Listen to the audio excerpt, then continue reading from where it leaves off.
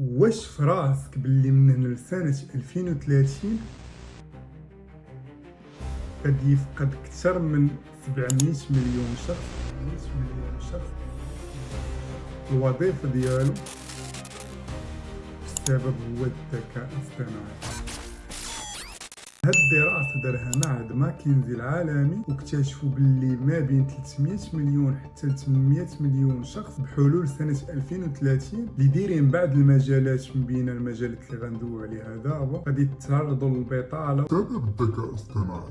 كيف ما كنعرفوا باللي شركات كبيرة بحال اوبن اي اي، جيميناي، ديبسيك قدروا يحققوا في هاد الاواني الاخرى واحد النتائج اللي مذهله بزاف. انا وانت قبل 10 سنين دابا ما كناش كنتوقعوا باللي يجي واحد النهار وتقدر تدوي مع واحد البروغرام اللي كيفكر في حاله بحال الانسان ويقدر يجاوبك على جميع الاسئله ديالك. داكشي علاش المعلومات اللي غادي نعطيك في هذا الفيديو غادي تجيك خارقه للعاده. المجال رقم واحد اللي غندويو عليه هو مجال النقل. من خلال الابحاث اللي درت باللي شركات كبيره بحال تسلا، اوبر وبعض الشركات الصينيه ولاو كينتجوا سيارات كثيره بدون سائق. في الشين شفت شخصيا انه يمكن لك تاخذ طاكسي كيخدم بالذكاء الاصطناعي. داكشي علاش انا كنقول الناس اللي باغيين يديروا هاد المجالات يحاولوا يشوفوا شنو واقع باش بنادم يعرف شنو غيدير. الفئه الثانيه اللي غندوي عليها هما الناس اللي خدامين في الادارات والبنوك، وهنا كنستهدف الناس اللي كيديروا ديك المهام المتكرره. مثال على ذلك شي واحد خدام في شركه حتى كيجاوب على لي زيمون. هاد المهن بالضبط انا شخصيا كنشوف انه ساهل تبرمج واحد البروغرام اللي يقدر يدير لك هاد النوع من المهام بحال يحسب لك ولا يجاوب لك على الرسائل وزيد.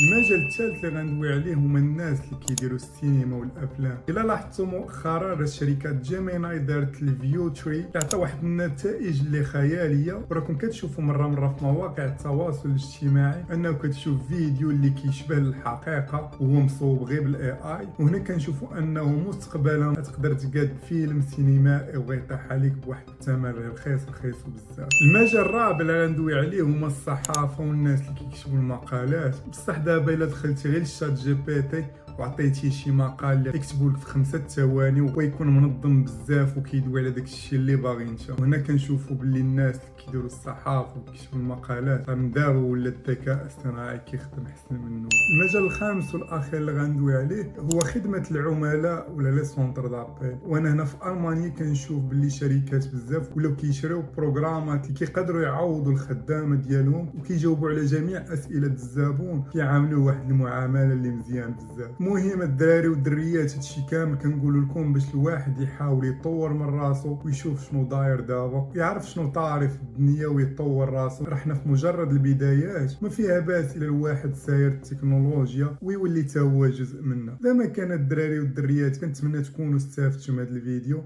والسلام عليكم.